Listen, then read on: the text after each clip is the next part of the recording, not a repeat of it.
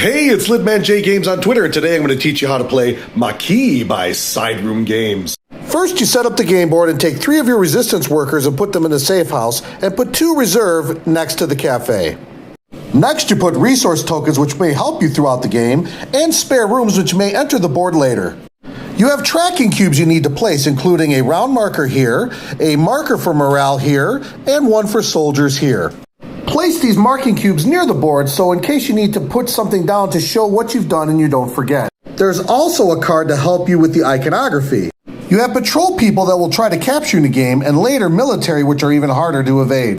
This patrol deck will tell you where these pieces are placed throughout the game. Lastly, take 2 mission cards from the box. They have varying levels of difficulty and are placed here. These are the 2 recommended start ones because they are the easiest. To begin the game, check the morale counter here. This number in the corner represents how many patrol people will be placed in the round. If I have 3 resistance workers and the red number is 3, then that's how many patrol people will come in. However, if the marker was on 4, I take whatever is worse, so I put 4 patrol people even though I only have 3 freedom workers. Now I'm ready to place one of my freedom workers anywhere on the board. Now I flip a patrol card to see where the patrol people go. Patrol pieces always start and look at the first available spot. If it is occupied, they then must go to the second or possibly the third. In this round, there are 3 patrol people placed, and you always place the blue ones first. Next, it would be the resistance worker's turn. Now we flip a new patrol card. The grocer is currently occupied, so the patrol piece must now go to the second option. Finally, the 3rd resistance worker is placed, and the final patrol person.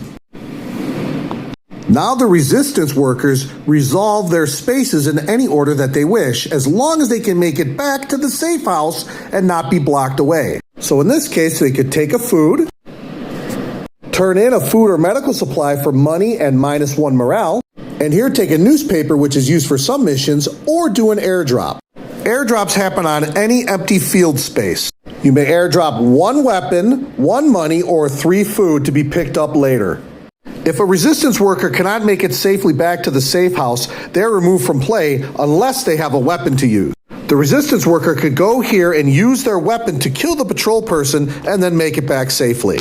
Next turn, a military enters instead of 3 patrol people, and they cannot be shot in the future. When a soldier enters the game, you must move the marker up 1 and the morale down 1. Every 3 rounds will also move the morale marker down 1. If morale goes all the way to the end, you lose. You also lose if your last worker is arrested. You also lose if the round marker reaches the end. You win by completing both missions. And that's how you play the 1-player game Maquis. Hershey and I give it a thumbs up.